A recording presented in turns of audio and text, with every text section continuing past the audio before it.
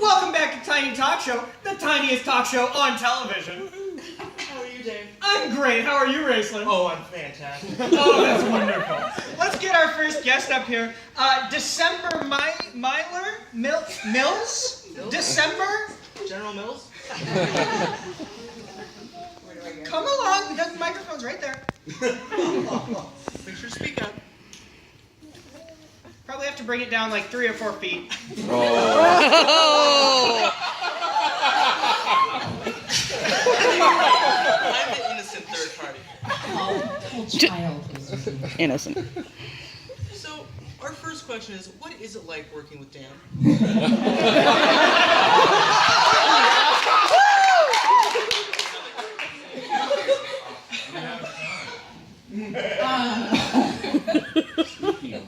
You don't start out light, do you? Dan is a perfectionist, which is a trait admired by other perfectionists. Everyone else is a royal pain.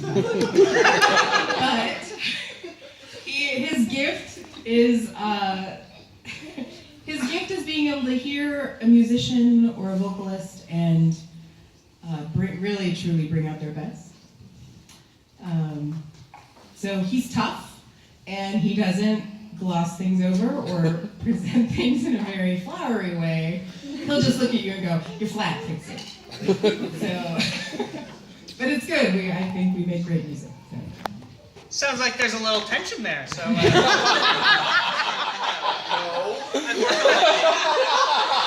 Our second question is, how long have you been with the band, and why did you start? I have been with the band 16 years this month. Well, happy hour. 16 years this month. Why did you start? I started because the band had kind of dwindled down to 3 guys. And back then, we actually had, songs where there were male and female parts. Welcome to the 90s. And this guy named Liam was leading the girls. And it didn't sound good. And we were really confused. And we didn't know what to sing. And so after church one day, I went to Dan and they said, "Hey, look, so I'm a little bit of a singer, and if you need somebody to just lead the girl parts, I could probably do that." I bet you regret it ever since. I've questioned my decisions a little bit, yeah. But the next week, he stuck a microphone in my hand and said, "Here, you have 3 solos." For our final question for you, we do ask, how do you feel about the choice your son has made with his hair and ears? Oh, I love it. My son is an amazing person. He's wonderful. I am so proud of his decision to serve God, but at the same time, he is 19 and stupid. Even really smart kids are stupid. So he's just kind of doing his self-expression phase. And if he's dressing like this and wearing earrings and having his hair like that when he's 40, there's a big problem we probably haven't committed. So for our next guest, we'd like to invite John to the front. John.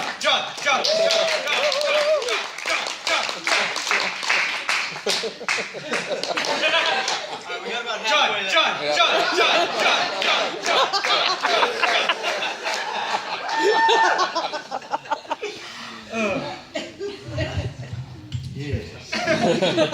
So John, how long have you been on the drama team now? What, 6 months? Woo! 6 months, yeah, about that. So what made you decide you wanted to try doing the drama team? I was Shanghai. That sounds like Doug Miller. No, we were over at dinner down at Beth's, and the subject came up of what Amy and I did at college and what we do for fun and hobbies and stuff, and came up. She's a musician and I'm an actor. And yeah, we both got Shanghai. Well, that's kind of how we operate.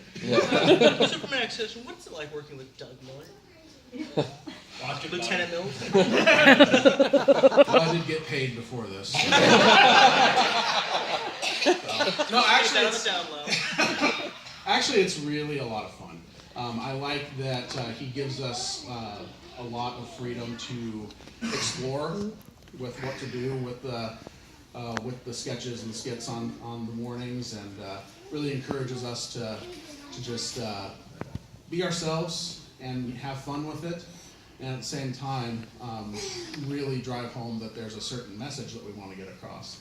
So it's a very good blend. I like the way that he directs us, and at the same time encourages us just to play around. Yeah, we don't have that kind of drive. We don't have And finally, do you have any voices or impersonations that you have wanted to do for a skit that you haven't done yet? Here or ever? Here. Here? That's a hard one. I have so many. I'll get back to you on that one. I'll surprise you. Thank you very much. Yep. For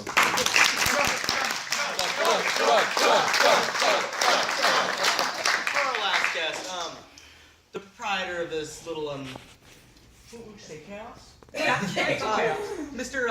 Banham? Banhammer? Banhammer.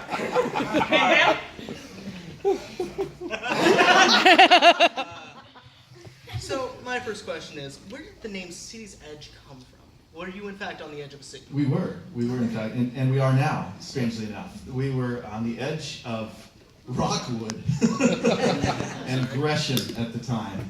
And we wanted something that sounded urban and edgy. It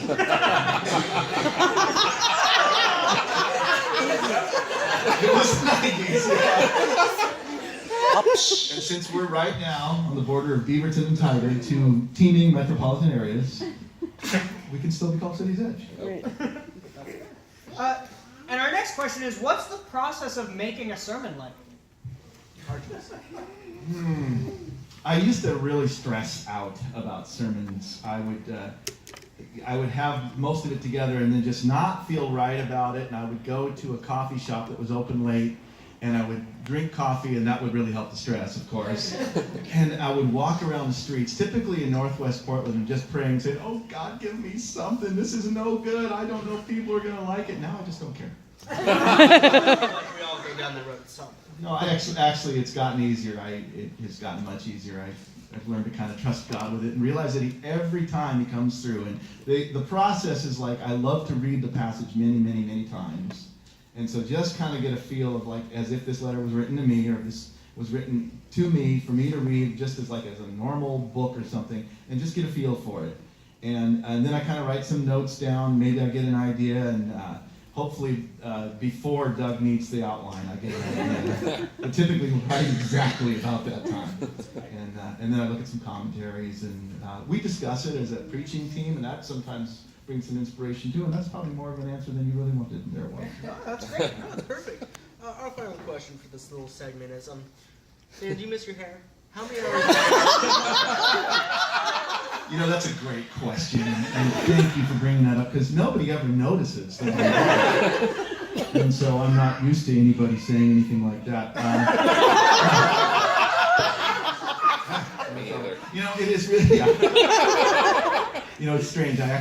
I dream about hair too many times. Like, why do I have hair? And I have weird hair all the time. I have really strange hair. I had spiky hair once. I had really long flowing locks, and then I had a monk fringe. And I've decided that I would rather just go with this.